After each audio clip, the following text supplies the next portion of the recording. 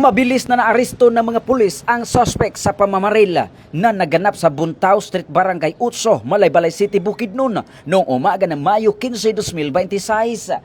Bandang alas 10:12 ng umaga nang makatanggap ng report ang pulisya hinggil sa insidente ng pamamaril. Sugatan sa insidente ang isang 74 anyos na negosyante at isang 25 anyos na security guard. Gayunman, idineklarang dead on arrival sa doktora ang nakatatandang negosyanteng biktima matapos magtamo ng tama ng bala sa ulo at iba pang bahagi ng katawan.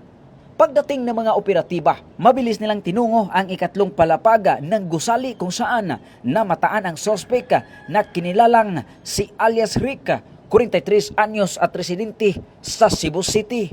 Agad itong naaresto at na-recover mula sa kanya ang isang armscore caliber 45 pistol na pinaniniwalaang ginamit sa krimen. Batay sa paunang investigasyon, naway umano sa pamamaril ang pagtatalo kaugnay ng sigalot sa lupa sa loob ng hardware establishment at tahanan ng biktima. Kasalukuyang nasa kustodiya na ng Malaybalay City Police Station si alias Rica habang inihanda ang kasong murder at frustrated murder laban sa kanya.